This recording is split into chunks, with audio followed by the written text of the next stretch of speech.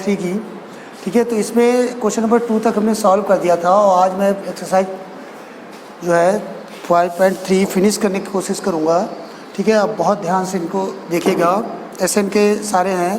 तो थर्ड का पहला है, गिवन है आपके पास a equals to 5, d equals to 3, an equals to 50, find करना है आपको n एंड Sn, ठीक है। तो ये दो चीज़ें हैं जो आपको निकालनी हैं, एक तो n फाइंड करना है, दूसरा Sn फाइंड करना है। तो सबसे पहले हम क्या फाइंड करेंगे, n, क्योंकि Sn उसके बाद में ही फाइंड करा जा सकता है जब n की वैल्यू हमें पता होगी, ठीक है। तो लगा लेते हैं an equals to, an given है तो an का फार्मूला ही लगाते हैं, a plus n minus 1 into d. an की वैल्यू 50, a की value 5 and n find out, d equals to 3।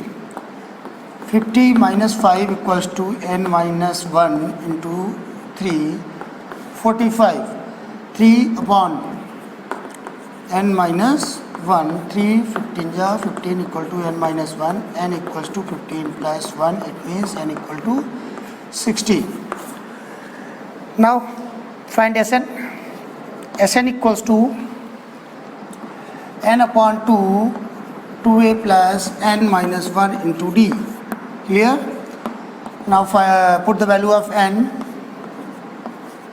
16 upon 2, 2 into the value of a equals to 5 plus n, the value of n equal to 16 into d equals to 3, ठीक है। एक तो ये था, अभी मैं दूसरा तरीका बताता हूँ।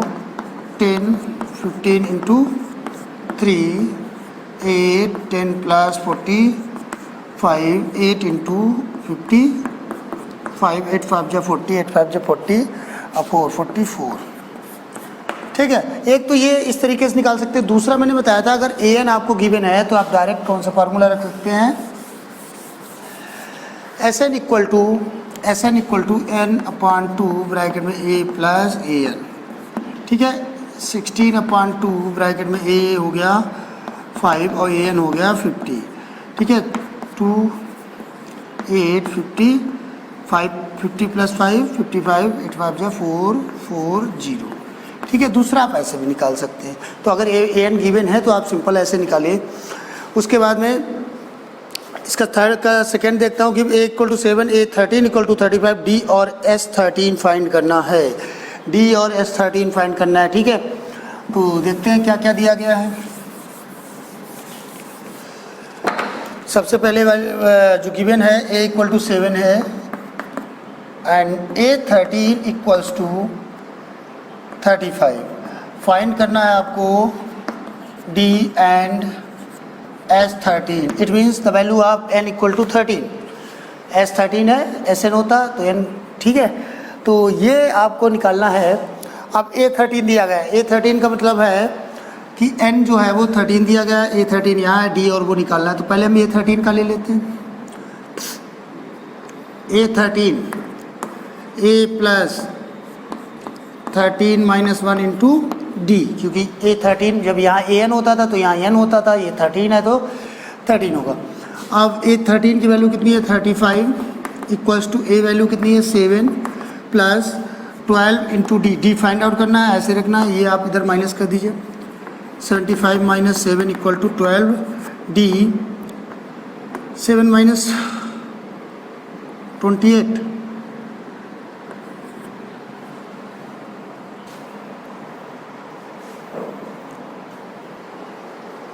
तो d यहाँ से 35 minus 7 28, 28 upon 12 equals to d 7 और 7 3 जाते, यानी कि d इक्वल्स टू आ गया 7/3, d इक्वल्स टू 7/3 आ गया। तो d की वैल्यू हमें फाइंड हो गई। अब 13 में रख दीजिए, यस 13 मीन्स a 13 दिया गया है तो डायरेक्ट रखेंगे n upon 2, a plus an, s 13 निकाला है तो a 13, ठीक है। 13 अपॉन 2, a हो गया आपके पास 7 plus a 13 35, 13 upon 2, 7 35 42, 21 13 into 21 multiply कर दीजिए। 13 बन जा 13, 13 टू जा 26 और 127। ठीक है, ऐसे ही हम थर्ड क्वेश्चन की ओर चलते हैं। ए इक्वल टू A12 कुछ नहीं दिया, डी के दी गया, ए और AS12 निकालना है। ठीक है, देखते हैं। A12 equal to 37, D equal to 3 find करना है A एंड S12। ठीक है, तो अब की बार डी गिवन है तो ए निकालना है, तो वही सिंपल सा A12 equal to A plus 12 minus 1 into D. तो A12 कितना है 37 equals to A find out same 12 minus 11 into 3, D की value 3। 37 equals to A plus 33, A equals to 37 minus 33, A equals to 4। A की value find है, A N दिया गया है तो आप S12 निकाल देंगे। 12/2 2 इंटू ए की वैल्यू 4 प्लस ए एन कितना दिया गया है 37। ठीक है, 2 6 जा 8 plus 37, sorry A plus A N होता है तो 4 6 इंटू 41, 6 1 जा 6, 6 हो जा 24। ठीक है, तो इस S12 निकाल लिया आपने, ए निकाल लिया। ऐसे ही सारे क्वेश्चंस हैं, आप खुद फाइंड कर लेंगे। इसके बाद में 10th क्वेश्चन की ओर चलते हैं डायरेक्ट। बाकी क्वेश्चंस आप लगाइएगा, अगर नहीं हो रहे हैं तो फिर बताइएगा, मैं सॉल्व करूंगा। गिवन 10 क्वेश्चन की ओर चलते हैं। L इक्वल टू दिया गया 28।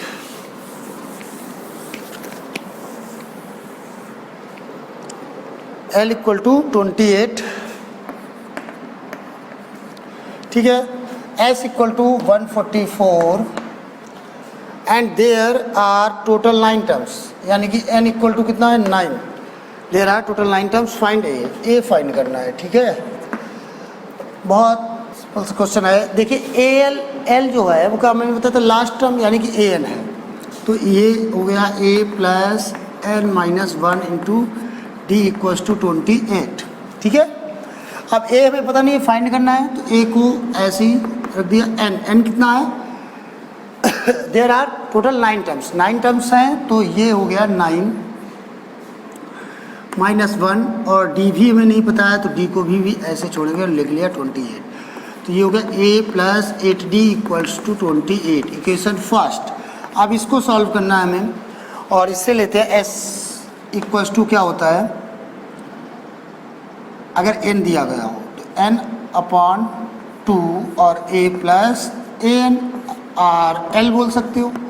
ठीक है, तो s इक्वल्स टू n कितना है 9 अपॉन 2, a हमें फाइंड आउट करना है, छोड़ दिया।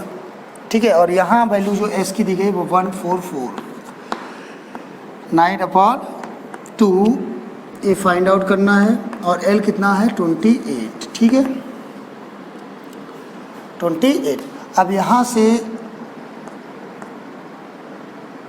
8 8 2 इक्वल्स टू 9, a प्लस 28, तो ये यहाँ डिवाइड में कर दीजिए। आप डिवाइड में लाएंगे तो ये हो गया 288 upon 9 equals to a plus 28। 9 से डिवाइड हो सकता है, हो जाएगा 9 3 जा 27, 9 2 जा 32 equals to a plus 28। a equals to हो गया 32 माइनस 28, a इक्वल्स टू 4। ठीक है, अब चेक कर लेते हैं अगर हमारा आंसर सही है या नहीं सही है। तो उसके लिए एल हमें पता है, ए एन होता है a plus N minus 1 into D, तो उसके लिए डी भी फाइंड करना पड़ेगा हमें। चलो ए निकालना था, ए निकाल दिया, और इसकी वैल्यू उठा के इसमें रख देते हैं, तो ये आपका डी भी फाइंड हो जाएगा अगर ना चाहिए फिर भी। तो 4 plus 8 into D equals to 28, तो ये हो गया 8d इक्वल्स टू 24, 4 माइनस हो जाएगा 24, डी इक्वल टू हो जाएगा 24 अपॉन 8 8 3 जा D equals to 3, D equals to 3, ठीक है। तो D 3 है, ये 4 है, इस तरीके से 9 टर्म जो है।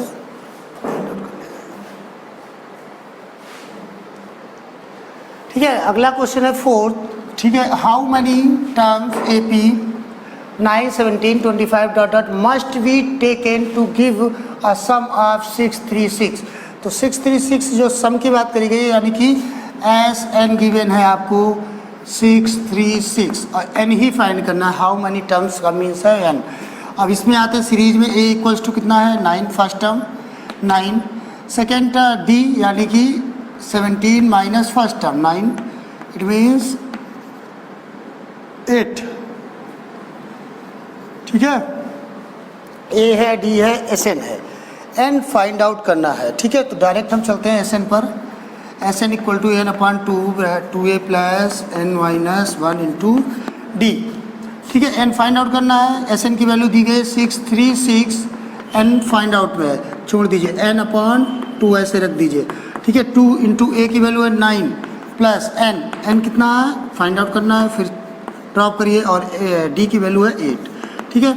यहाँ 2 से क्रॉस मल्टीप्लाई, 2 6 जा 12, लिख लीजिए 2 3 6 इंटू 2 इक्वल्स टू एन, 2 9 जा 18 प्लस 8 एन माइनस 8, क्लियर।